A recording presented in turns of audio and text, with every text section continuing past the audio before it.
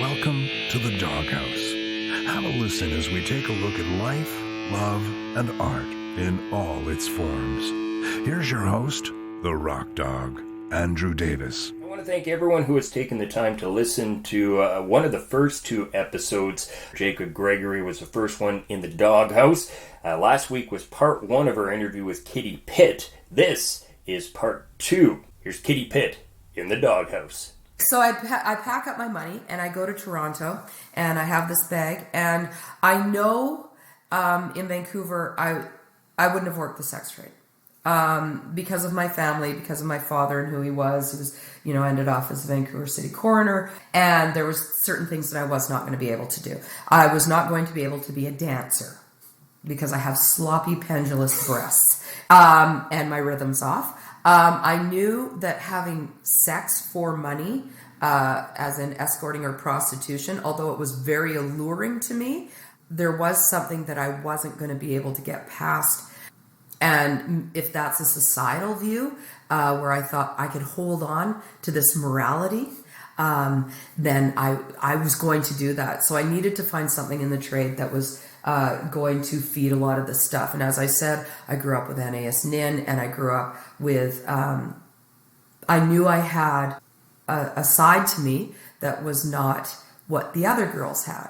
I was very, very drawn to, when I remember I took riding lessons at Southland Stables when I was a kid, and I would probably be about 10 years old. And I remember walking into the tack room and this overwhelming smell of sweat and crotches, but leather. So I get to Toronto and I'm cooking at a bakery throughout the night. And during the day, I see an ad in a newspaper, a party, I meet this woman, and her name is Dr. Ingrid Green, and she teaches at Harvard, and she is a psychologist, and she teaches how sadomasochism and BDSM and the Marquis de Sade, and she is a heavy player at 70 years old, and she is she's a celebrated persona. And I meet her, and I meet these two guys, and they own a dungeon. Yeah. And they say, you want to work at this dungeon? And I said, well, I have, I had an attraction, but I knew that I didn't have any skill. And so I said, yeah. And they said, here's the kicker. And I used this line so many times as my career in that progressed. You don't have to fuck them. Yeah. So I don't have to have sex with anyone. Okay. So I don't have to actually fuck anybody. And that morality of society comes in. And I said, well, how bad can it be? So I said, okay. And so I went to this dungeon, and they take me in, and they said, you ready? And I said, yeah. And they said, okay. And they take you through a training session. So I'm in this dungeon, and I have pictures of me in the dungeon, which we actually showed at Sweet and Sultry. And some people, they were like, that's you. And I'm like, yeah. So the last couple of years, I've been like, okay, I'm going to let this out. Your secrets will own you. I never wanted somebody to come and say, I know this about her. So I have started to be okay with telling people. So I go into this dungeon, and this townhouse had 2 full dungeons in it, and they were extensive. And so this one had upside down suspension harnesses, and it had St. Andrew's cross, and it had a medical table, and it had hundreds of these implements, and I was blown away. I was super attracted, and I was like, I want to do this 100%, but I don't know anything about this. Yeah. And so they train you. And I met with Ingrid, and she taught me Japanese rope bondage, and, I learned all this stuff. And I started as a submissive. I had a pager, and they would page me, and I would go into work, and I would, I would play the part of a submissive to all sorts of weird fetishes and kinks, and did that thousands of times, spent thousands of hours. And then you kind of, once you learn, you become a switch. So a switch is where you can play top and bottom. Yeah. And I was playing top and bottom, and I realized then that I was very much more effective as a top than I was a bottom. and you have to feel what it feels like in order to be able to do. And so I kind of started playing with that, and that's when Contessa Sintra, she worked there as well, and she ended up teaching me an amazing amount of the psychology of what we were doing. And another dom there named Grace, and they kept telling me, like, what we're doing is not just sex work. What we're doing is divinity. This is something that not everybody can do. Yeah. And when you're doing it for money, you have to be so psychologically effective on these people that they trust you enough to let this dream space happen. Yeah. And so we, I got pretty good at it, I guess, and certainly with their help. And eventually we said, fuck these guys. We're opening up our new dungeon, our own. And it was me and a couple of the other girls. So before we left this dungeon, we knew we were doing it. We had picked out the space. We had rebuilt it. We had, soundproofed these walls in this little apartment. There were just some girls starting out, just going into the big bad world. So we started out, and before we left this other dungeon, because they made equipment, we fucking robbed them. We stole so much stuff. So, well, at least I know I did. So I'm not going to implicate any of the other girls, in the other stuff. But we did, and we outfitted our dungeon, and we opened up our own dungeon, and we had to come up with a name that was like, they were D and R, so we needed to have a name that would appear above them in the ads, right, because at that time there was no internet. So alphabetical. Yeah. So it had to be alphabetical. So I was like, fuck, we needed a name. So I came up with DeMilo, like the Venus DeMilo, and we were a house of Domina. That's amazing. It was fucking cool. I didn't see the light of day for many, many years. Yeah. I had submissives that would run my bath and shave my legs, and I learned, and my education was certainly, because I was using pretty heavily at the time. I didn't use before scenes because that would just get fucking dangerous. But I was using a lot, and I lived in this lifestyle. I probably took it way too far than most of the other girls did. So I was crazy. What do you think that 50 Shades movie did that? No, that's a piece of crap. That it really is. And what that did was, there's always going to be these books that come out. At one point, Marilyn Manson was coming out with a lot of BDSM imagery that was really irresponsible. So, you'd have these 15, 16-year-old girls walking around wearing dog collars, and they're wearing it for fashion, but they don't realize that when somebody in that world sees that instantly clicks off to them. Oh, you're a submissive. Yeah. If you're at a fetish party, or you're at a play party, and somebody walks in and they've got a cat of nine tails or a flogger, and they're wearing it on the right side or left side, that determines to people like me whether you're a top or whether you're a bottom. Oh wow, I had no idea. Yeah, so there's all these cues that we use, and I think 50 Shades of Grey was the one thing. I have a very defined line between heavy S&M, BDSM play and having actual sex with somebody. Yeah. Because it's not how I was trained. You don't fuck a submissive. They're disgusting. I barely let them lick my boot. They just licked the dog's ass before they came to see me. I'm not doing that. Like, they are this character in this game, and that would just fuck me up. So I know some can, but it was not something that I could do. So it's been very interesting. It has been. I guess, like I've been saying over the last few years, I've been having a lot of discussions about things, polyamory, looking at things, looking into kink culture, things like that, and just noticing that some of my attractions are different. Sure. Well, I think as we get older, we kind of get more raw. I think that we kind of get like, I am this way. Yeah. And we let down the pretenses, and we let down the act and what fed us before. It's a fascinating world. It is. It really is. Yeah. And there's a lot of psychology behind it that people don't get. No. People just don't understand the psychology behind it and how you're actually empowering each other, I think. Well, there's no dominant without a submissive. Yeah. So you can have the dominant person sit there in a corner all day long and they're never going to do anything, right? And submissives always run the scene. They always 100% run the scene because they can stop it. They can slow it down with safe words. So, it is an exchange of power.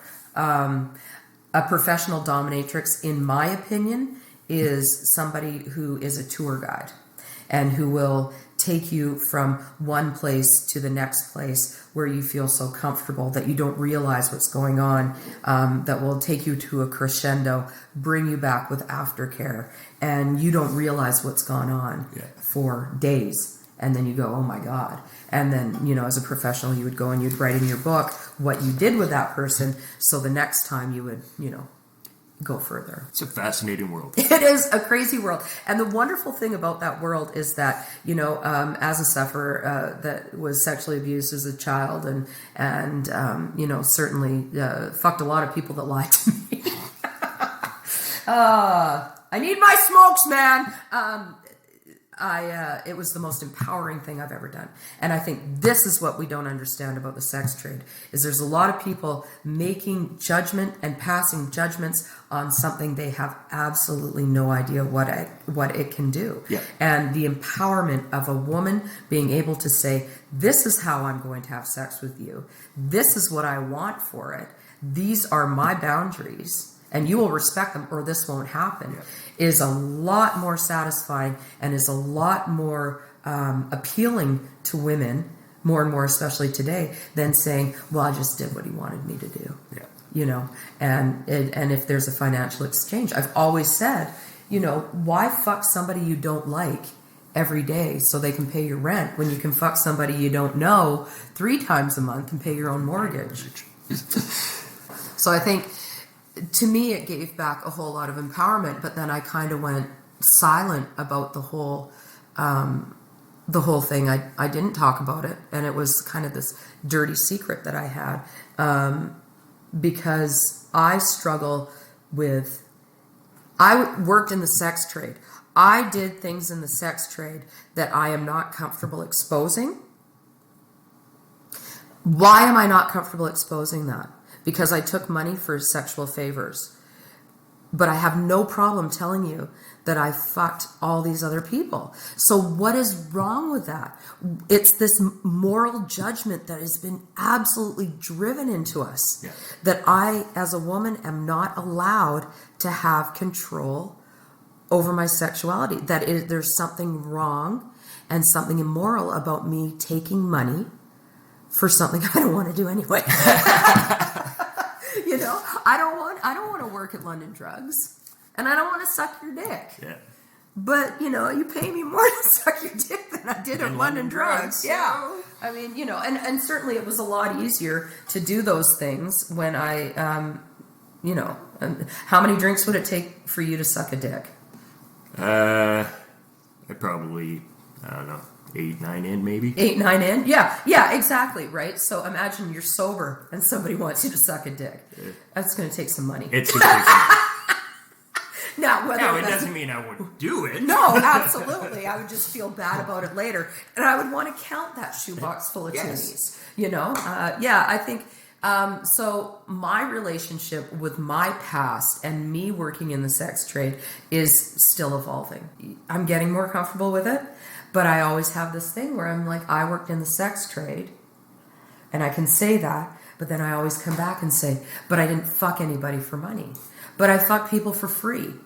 Which doesn't make any sense to me. No. If I said this, I fucked people for affirmation just so I felt like I was somebody and worthy of getting laid. Yeah. Or I say I fucked somebody for $500. Yeah. The $500 actually doesn't sound bad. Exactly, right? That's exactly what I'm thinking, where it's like, God, Well, at least there's everybody going into it knows what it is. Rules are made and boundaries are set. And I think a lot of it has to do, like with straight people thinking about gay sex, is that there's some of this off-putting and they don't understand it.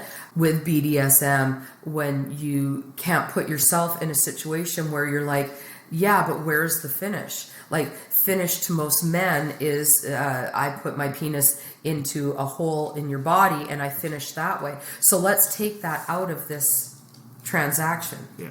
So what do you do? Well, there's this whole vast world of, psychological, sexual, pseudo-sexual psychology. Holy, whatever that word meant that I just made up. That is by far more vast to play with. And there's way more trust to it. There's way more trust.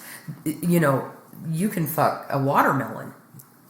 You got to trust that watermelon not to bite you, so there's a lot more trust. And then you get these women, when they become dominatrix, or they own their own dungeons, or they own their own studios. These are the work ethic people. These are the ones that you do hire at Walmart, that come in on their days off, that do work their sick days, that do all that kind of stuff. Well, these are the women in the sex trade that have actually said, you know what, this is an empowerment for me. And I think there's a lot of fear. There's a lot of fear-based opinions. How frightening would it be for men to realize that beautiful women will now charge you for sex? Yeah. And no matter what lies you tell them, it won't work. You can tell them all the lies in the world, but it's the cold hard cash that's going to get it in. Yeah. That's terrifying. For men. Absolutely. Men still, they just voted on that bill down in Georgia the other day, the abortion bill. It's like, when are you going to stop telling women what they can do with their body? Well, at 6 weeks, you're sitting there waiting for your period. Yes. Right? Yeah. And as far as abortion goes, I just think, Joan Rivers did this wonderful stand-up act, and I believe it was on Benny Goodman, and I might be getting my facts all wrong, but the reality of this part is the same. She does this set, and it's like 1968, and she does this joke, and she goes, my friend just got married the other day, and she wore white to her wedding, which was so funny to me because of all the trips she took to Tijuana in her early 20s, and it's an abortion joke. And apparently Benny Goodman gets really upset with Joan Rivers and says, you shouldn't be talking about this, you're a woman. And she said, in 68, we absolutely should be talking about this, and we still have this don't say abortion, or we whisper abortion. Yeah. And for the amount of women that are choosing to have them, I've always said that it's a rite of passage for my generation. I drove so many girls in high school to have abortions. Nobody had kids in high school. No.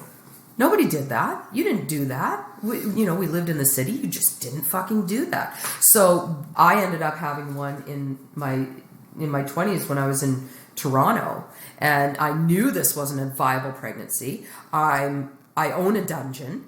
I'm wasted all the time. I barely remember getting pregnant. And I'm drinking vodka out of the bottle in order to create the urine it's going to take to pee on a pregnancy test. And, snorting rails and lighting smokes off of one each after. And I thought, this is...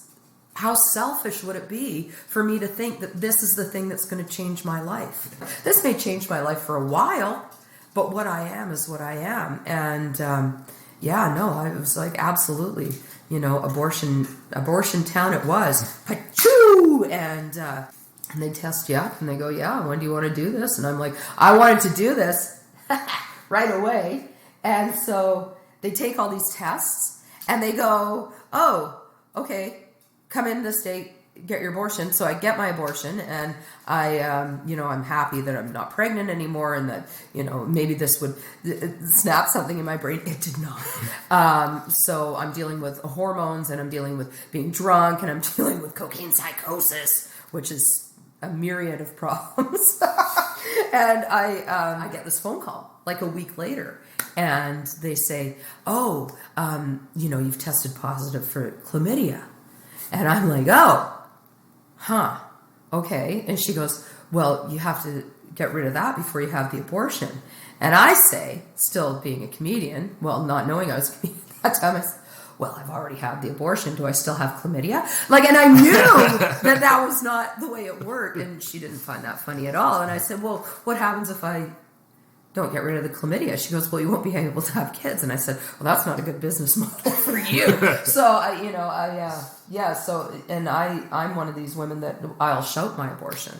Last year when they had the abortion protesters, which I find absolutely hilarious, that you have these fat old men and these children and, these people that aren't even viable to have pregnancy anymore are talking about something that has nothing to do with them.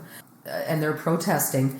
And my wife and I are driving down the street, and I see Jeffrey. And Jeffrey's at the side of the road. He's jumped out of his car and he's yelling at them. I'm like, you're a gay man. You barely have a right to say anything. I'm a gay woman who's menopausal. I barely have the right to say anything. So we go up there and he's yelling at this woman. He's like, do you realize how inappropriate it is for you to have your children here holding these signs? And this woman says, you don't understand. These women are killing babies. And I jump up and I go out of the car and I run over and I'm like, Jeffrey, you got this? I'm here now. And he says, he goes, this is madness. And I said, it's absolute madness. He said, they shouldn't be here. They shouldn't do this. There's not even an abortion clinic in town. Yeah. And you're absolutely right. There isn't, And I said, you're right. And this woman said something to me. And I just looked at her and I said, I had an abortion in my 20s. And I'm going to tell you the most disappointing thing of it. And she said, what was that? And I said, well, that I only got to have the one. And she said, are you kidding? And I said, yeah, I'm not kidding. I'm proud of the choices that I made. And she said, wow, you're really proud of that? And I said, I absolutely am proud of that I had the opportunity to exercise my right as a woman and not bring somebody into this world that was clearly going to be FAS, that was clearly going to be born addicted, that, and I said, what are you doing? What are you doing for the kids that are born addicted? And she said, I said, why would you have looked after my baby? Why are she said, yes, I would have. I said, why are you at the hospital holding babies that are born opiate addicted right now? She said, you don't know what I do with my time. And I looked at her and I said, I do know. You do this. Yeah.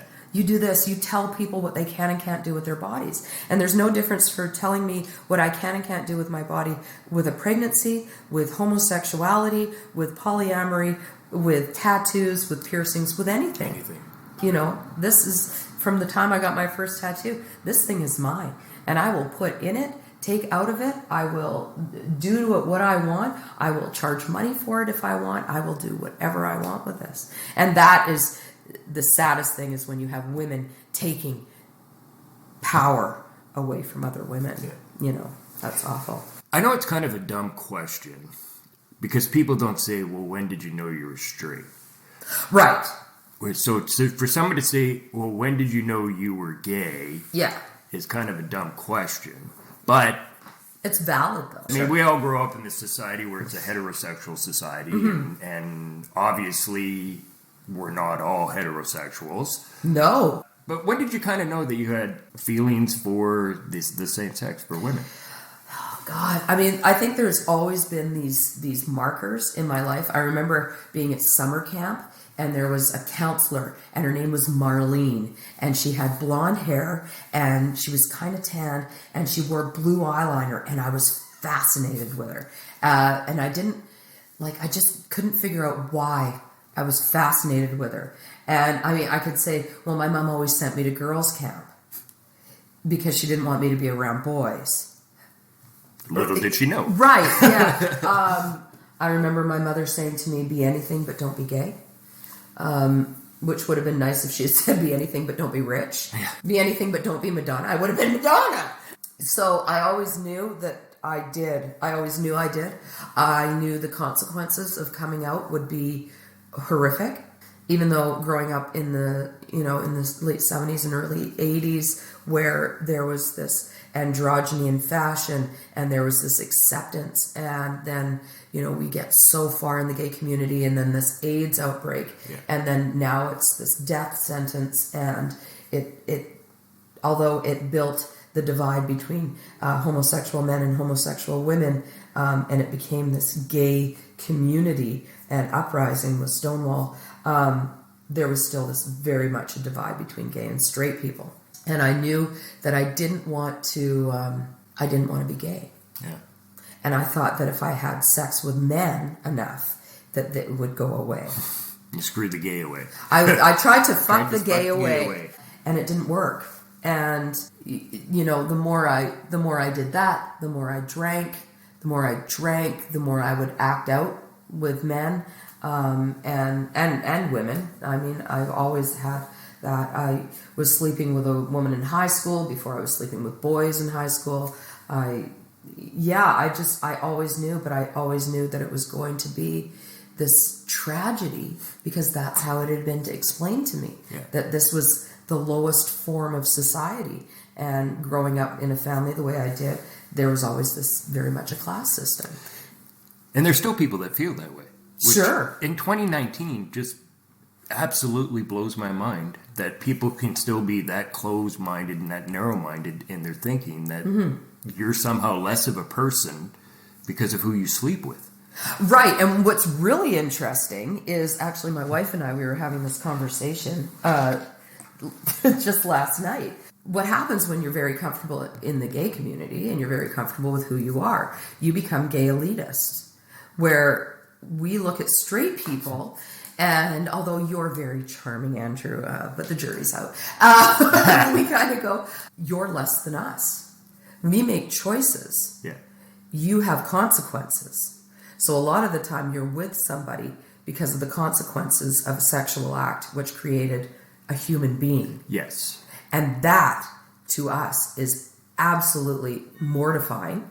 Yeah. And, you know, we think, just stop doing it. But you can't. You can't. And we see, you know, a lot of the backlash of that. And so gay people, we're tough as shit. Yeah. We take care of ourselves, but we take care of each other. You know, if we have to, absolutely violently. We choose our friend group with people that if I couldn't lift the brick, then I need somebody that would do that for me. And we have to be educated about who we are and our own history. You know, there's it's a very defining thing in our lives, even though it's not that defining. But you get a group, if you get a gay person that will be absolutely honest with you and won't give you any bullshit, they'll tell you, yes, we do think we're better than you. 100%. We do. But it's the same thing, you know, straight people think they're better than us. Yeah. Right? But we're all human. We're all human. Yeah, absolutely. That's why I've never understood the term a racist when you talk about being a racist. But there's really only one race, and that's the human race. We're just all colored differently. Absolutely. Yeah. I think there's stereotypes that define us. Yeah. You know, and absolutely in the gay community, there are stereotypes that will not hang out with each other. Yeah. You know, the top and bottom of it. And it's all just about education and finding out what all of this means. But Do you believe in monogamy? wow. Yeah. So nothing off the record. And I talked about this with Erica last night. Do I believe in monogamy? I think, like, as myself, well, now I'm fat, old, and lazy. So yes. Yes. Did I before, when I was young and beautiful? Probably not. No. Yeah. Okay, so this is how I look at it, and this is going to break down into a gay and straight world. In straight culture, which I tried to be a part of, so I'm going to say that I did a vast amount of education and research. So what I found in that is you are raised to believe, even though it's not instinctual in men, but certainly instinctual in women, you are raised in a culture that says your sex and your sex life, if it is not monogamous and you are in a monogamous relationship, is a secret. And if you are in a monogamous relationship, your goal in life is to find that partner that you will have sex with for the rest of your life. That person, you are raised with this, this kind of ideal, this sort of pseudo-Christian bullshit that says this is your one and only person. And I don't believe that one person is enough for anybody. I think that's a huge responsibility to put on anyone. Yep. I think that straight people have done themselves a disservice. Where you put your penis is the be-all and end-all of a relationship. Right. And that is not how people need to look at each other. That absolutely objectifies women, and it absolutely objectifies men. It gives men too much leeway to fail, and it gives women too much leeway to end a relationship because of something that is so ingrained in you. Yeah. By biological animal, men and women as straight people, in my opinion, are so fucked up. Because you've got men that are like, I want to fuck everything. Yeah. And you got women that say, I just want to fuck you. And in order for a woman to understand what it's like for you, you would have to go to this creature, this feminine creature, and say, I want you to go to that party and fuck every man in there. Just do it. And you would be like, yeah, that's awesome, but I don't want her to do it. But yeah, do it, but not her, right? And so the mindset of sex is so fucked up for you. Yeah. And you're searching for this one person that will be your be all and end all. And the one that poops out your babies is this human that we have these kids now. We have to stay together. And I think that is so much accountability and responsibility that, of course, this ideal has imploded on itself. And now you have these blended families and divorce rates that are sky high. Right. And people shitting out kids and not want to be a part of. And, and maybe I want to have a baby. Maybe I don't want to have a baby. If you for 1 second think maybe you don't want to, don't have one. Yeah. Do not create human life by mistake. Yeah. There's 200 ways to prevent it. One way to do it. You're bad or really good at multiple choice. Monogamy, I very much believe in polyamory. Yes. I also believe in ethical non-monogamy. Yes. Whether or not I do it or not, I don't, but that's just because of the current Because situation. Lisa would kill you. Well, it's something that we've had a lot of discussion around. Yeah. She is monogamous. Sure. But she also realizes that I'm not her. Right. My feeling on monogamy is really simple. I was never monogamous. I always cheated. I was a huge cheater. Yeah. Like, I just couldn't. And I think that had a lot to do with the thrill that you get from alcoholism and the thrill that you get from drug addiction. And so it was always lots of fun. I needed lots of affirmation. And I bought into that life. I would be remiss to judge somebody on their behavior. Because of my own behavior. I have lived this incredible sexual history of working in the sex trade, seeing who's a part of the sex trade, who's buying sex, and certainly I have no problem talking about that and what I was involved in. I've been to blackout rooms in Toronto where it's a sexual free-for-all. I've been in relationships and also acted out that way. But the way I feel now is, I think you get to an age. I'm 48 years old now, and I don't need that anymore. My wife had an affair, and it was happening before we got married. Timelines are funny. They're a tricky monkey. Yes. Because she tells me one thing, but it doesn't matter what she tells me. I believe what I believe. And we've kind of made an agreement on that. So I found out month 7 of our marriage that she had this affair. And I knew it was going on. And I kept saying, stop fucking this person. And she said, do you really think I'm fucking this person? And I said, yes. She goes, stop telling my bosses that I'm having an affair with this person. I'm like, I will as soon as you stop fucking this person. And, of course, picks the absolute most piece of garbage that she could ever pick. And I hope this bitch is listening because I'm coming for you. No, I'm just kidding. I don't care anymore. She had this affair, and I had to be a grown-up. I wasn't in a relationship. I'm in a marriage. Yeah. And, I was protected financially because, of course, I wholeheartedly believe in prenuptial agreements. So I knew that I would be able to financially get away from this marriage. I knew that my life was not going to change very much. And when it came down to it, but I knew I wouldn't have her. And I wanted her. And so I said, well, what do you want to do? And she said, I want to stay. And I said, well, she works with this person. So I said, tomorrow you get to go to work and you get to tell everybody what you did. And you get to tell who you did it with. And that's going to be a thing. And she did. And, her boss is a friend of mine and said, can you stop? Can you ask her to stop doing this? And I said, yes. Because I know the way this town works now. And I knew that this was going to be gossip. And we're going to own this. Yeah. You did this. This is your consequence. You've made it my story. My story plays out like this. Yeah. And so we did a lot of work. And what I realized about her affair was it had nothing to do with me. I had this wonderful opportunity to step back and go, why did she step out on me with this garbage person? And then the joke was that she wasn't allowed to take the garbage out because she might fuck it. Why would she fuck this person behind my back and have an emotional attachment to this person when I'm me? And, of everything that I'd gone through in the last couple of years with my mom and, just the trials that I'd gone through, and getting married and what that meant and losing my trust fund because I was getting married to a woman and blah, blah, blah.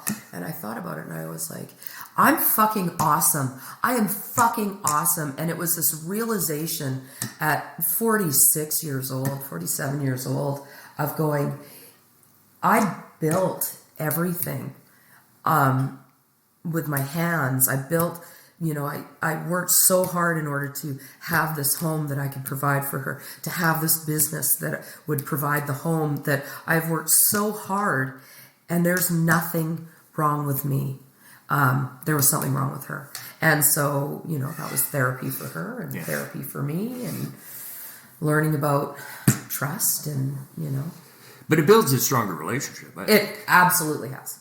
Because the communication is the key to everything. Yeah. It's communication and honesty. Mm-hmm. And when you talk to your partner, I think a lot of people avoid the honesty because they don't want to hurt the person. Yeah, they're hurting them anyways. Yes. But inside you feel, okay, I love this person, I care for this person, I don't want to hurt this person, so I don't want to say, this person over here, I'm very attracted to this person. Right. She's attracted to me. We would like to, see where it goes. Yeah. That's a hard conversation to have with somebody that you've been with for, however many years. I think you're right. And I think, and this is, what I was kind of drawing on with the gay and straight duplicity. And Gabe, you grow up with this, you get this one person. This is drilled into your head. This is the righteous Christian society that we live in. Yeah. This is this one person for you. What you have is God-given. And it isn't. It's physiological and it's neurological. And in gay culture, from the time that we are children, when we discover what we are and what we're attracted to, what we find out is that our sex is deviant. And it's always going to be deviant. And it's never going to be accepted by society. Yeah. And the way that we feel is raw. And we are not going to be able to fit into this monogamous box. And so you find that in gay culture and in gay relationships and in gay marriages, there's lots of, there's lots of polyamory. Because we knew in our hearts that we weren't ever going to get this marriage ideal that straight people have. Now we can get married, but that doesn't mean that we live in this marriage that straight people created. Yeah.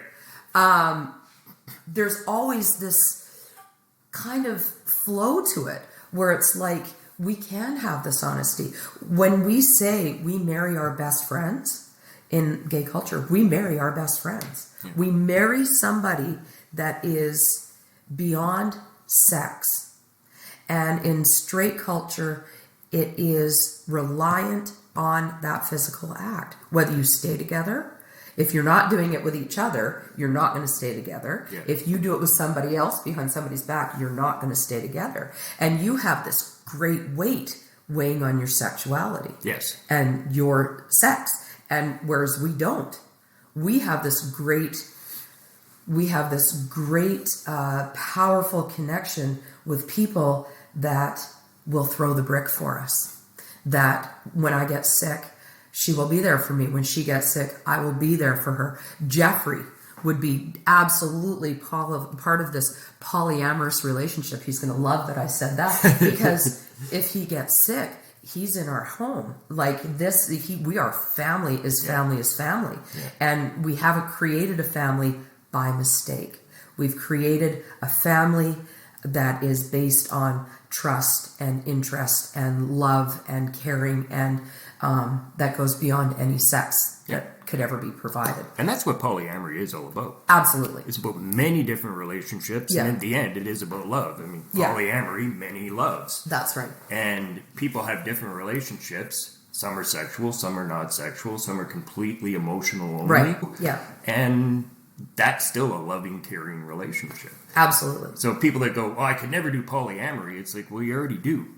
We absolutely do. We all do, But I think that's the scariness that we've brought to society and sex and the black and white thinking that you're either this or you are that.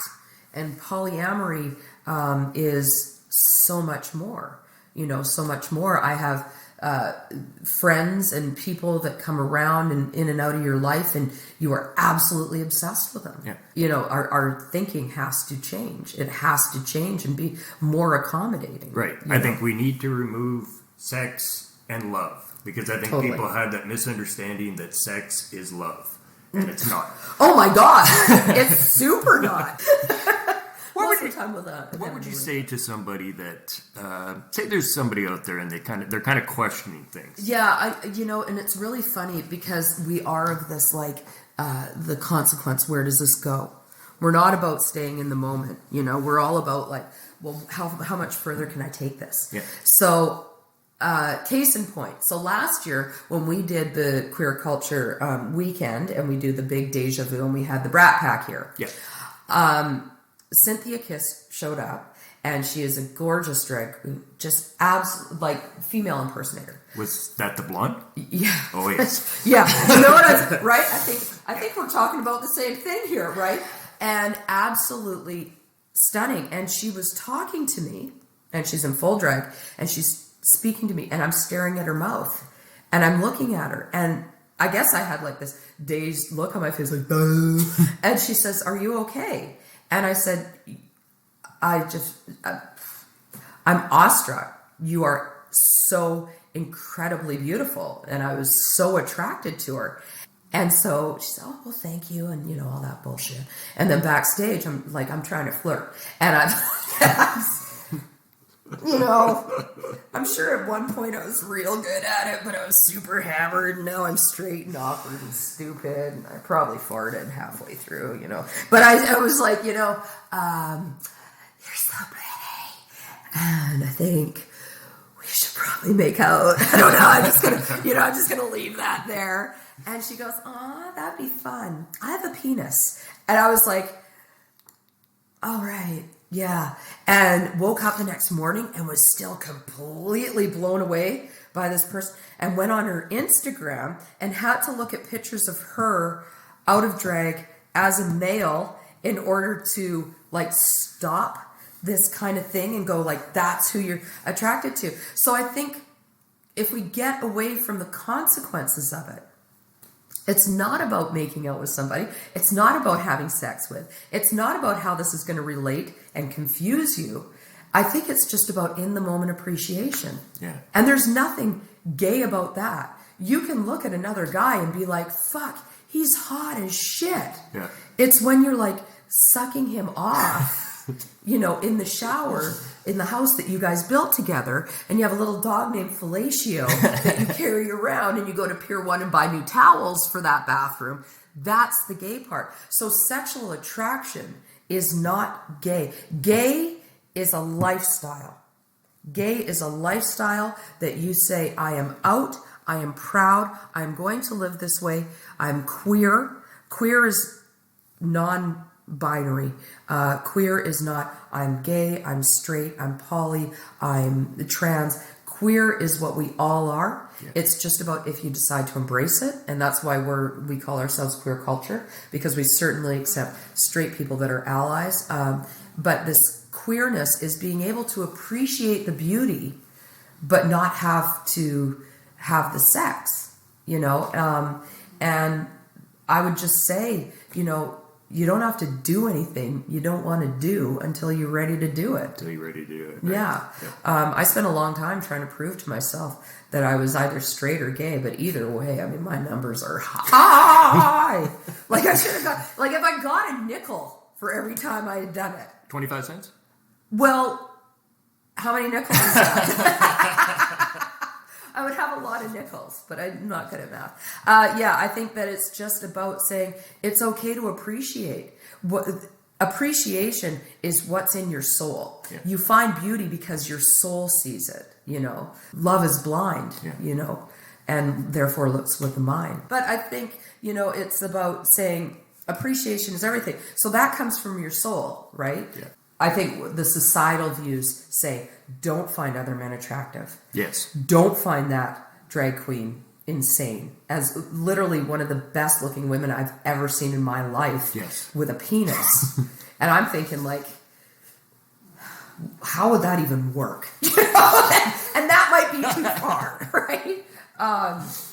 And my wife recognized that I had this huge crush on this person, and, you know, she was laughing at me for it. But we joke around. I said, well, what if the day came that I wanted to suck a dick? You know, I just found out one of my clients has a huge hammer on him. He's got like a 9.5-inch dick. He showed us a picture of it. And I'm like, that's a big, beautiful cock. And I thought, like, I don't want to give him a blowjob, but I'd put it in my mouth, you know, just like an Olympian. Just to see if I still got it. Like, I sucked my thumb till I was 37. I bet you I could get that down there, right? And I tell him that, and he's laughing his head off. And I said, but the real rule would be, like, Erica would have to be there. She would have to videotape it. She would be laughing at me. I would be laughing at me, you know. And at the end of it, I would feel weird and want some money. 50th anniversary of Stonewall is this year. Yes! Which is huge. Huge. How much further along do you think we are 50 years later? I think we're incredibly far. I think it's a phenomenal time to live right now. You know, with queer culture events, we celebrate how far we are. We are not, we're not a group that still kicks down doors, that still calls people on their shit. We are the people that are celebrating, look at what we get to do.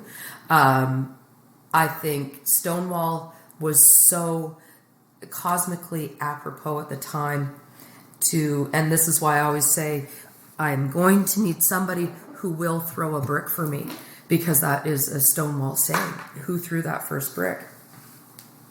And what happened at Stonewall was this uprising. It was happening in Canada with Project Soap, with the bathhouses, and we see this. Now, what I also, in my opinion, see is gay people getting in their own way. We can be offended by anything, you know, and people saying, well, I'm offended, doesn't mean you're right, and it always lands on me when somebody says that to me, if they dare, is it's an ignorant statement. You are taking away my power. You are taking away my opinion. Yeah. You are not listening to me because you want me to stop. So you're going to say, I'm hurt. I'm offended. Shut up. You don't have anything to contribute other than your own personal feeling of the desire to have me stop saying something. And I think we've got gay people that are getting in their own way, celebrate where we are. Yes, we are different, but we are totally the same. We did not fight for marriage equality because we wanted to be like straight people. That's not why we did it. We did it so when I die, Erica has no problem inheriting all my things. Yeah. That's it. Yeah. I get sick, somebody's going to speak for me. And as older people, you know, older gay people get married, this is what it's about. So I think that we've come an incredibly far way. You know, the trans movement, that just blows my mind. I have no understanding of the transgender state of mind, However, I am very empathetic to it. I think that the best way that I've come up with to describe it is imagine being born a Siamese twin. For me, that would be absolutely horrific. Yeah. Horrible. Like, I've got some other bitch's head on my body, right? I'm a two-headed girl, like Abby and Brittany. And I'm horrified by what this other head says. And apparently it's got another consciousness, and I can't wrap my head around the whole thing. I can't imagine what that would feel like to say, I'm born this way, but I'm actually this other way. I am my own person, but this other person is attached to me. And it's horrible. Now take that absolute tragedy, right, that I would feel, and now tell people that you're a Siamese twin, but they can't see the Siamese twin. And that is how I would imagine being transgender would be. Yeah. And then have people say, you're not really a Siamese twin. And you're like, well, I'm a conjoined twin for Fox. And they're like, no, you're not. I got to listen to a lot of old men, certainly when Caitlyn Jenner came out, and they're like, he did it for publicity. I'm like, there's better ways to get publicity than cutting off your wiener. Why would somebody sign up to have that happen to them? Right. It makes no sense. Right. And I think we've also come to this place of political correctness that we've inundated youth culture with this. And, it was hard enough for me living in a straight world, trying to decide, how I was going to live my life. I knew I was gay, but being gay is my lifestyle. So am I going to live out loud, or am I going to live in a closet? And I think we've presented so many more problems for our youth.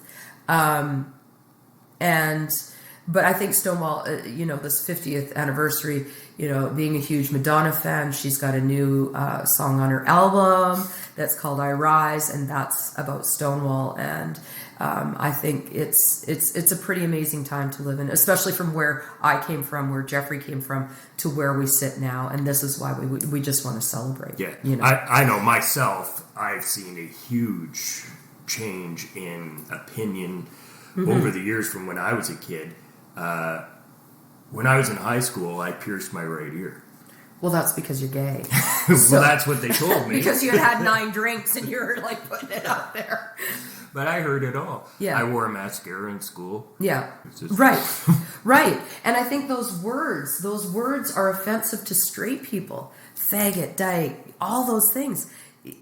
Jeffrey and I call each other faggot all the time. These are our words. Yeah. I'm not offended. Yeah. I'm not offended if you call me dyke or carpet muncher or whatever. I'd be more offended if you called me stupid. Yeah. Like if you said I was, That's one thing you're not. Well, I try very hard.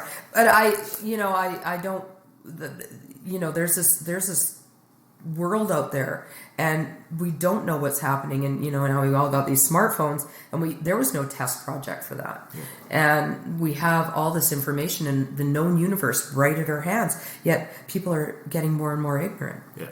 And I think you have to just keep doing the research on these things. And Stonewall is such an amazing story, and we have this conversation all the time about how we fought so hard for marriage equality, for workplace equality, to be able to live where we want, to be able to express the way we want, to love who we want, to be out loud about it, to congregate, which we weren't allowed to, Now we sit in this world where the younger generation, they have no idea what we went through. Yeah.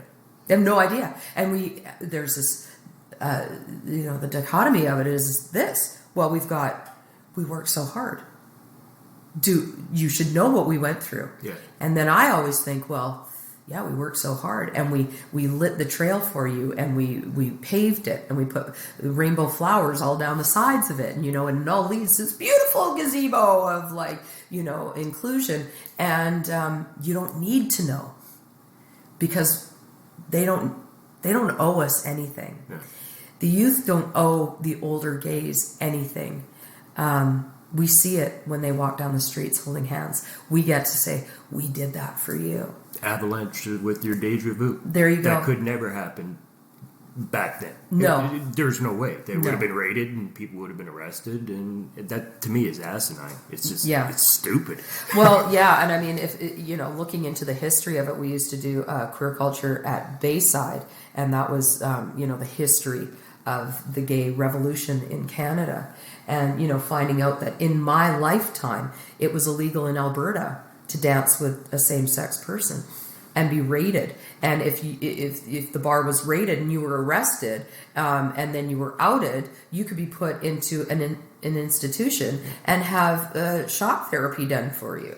And then you have these people that the conversion camps, these fucking conversion camps. Conversion doesn't work. No. I don't want to be you. It's not in my nature, and I don't want to be you. And based on the conversion camp philosophy, if you can pray the gay right into me, I can pray the gay right into you. So, where does this mindset come from? Yeah. To suppress the way I feel? Well, if I can suppress that, then you can suppress your straight feelings. It's ignorance and fear. Yeah, and I always wonder, how can you hate and fear something that has absolutely nothing to do with you? Yeah. And I've always been a big proponent of women's rights and abortion rights. I've always said, I don't give a shit what anybody does with their body. It's not my right to say, because it's not up to me. I am not of the pregnancy persuasion. Yeah. So do I still get to judge what other people do? That's do you a good know? question. Yeah. Like, it's like, well, why do you get to judge if somebody's gay or straight, or if you accept it or not? Yeah. Well, because my God told me to? Well, fuck you and your God. I don't give a fuck. You can find the Dawg House where you find podcasts, including Spotify. It's available on Google Play, TuneIn, and SoundCloud. You can find me on Twitter as well as Facebook. Simply search for The Rock Dawg, and Dawg is DAWG. You've been listening to The Dawg House with Andrew Davis.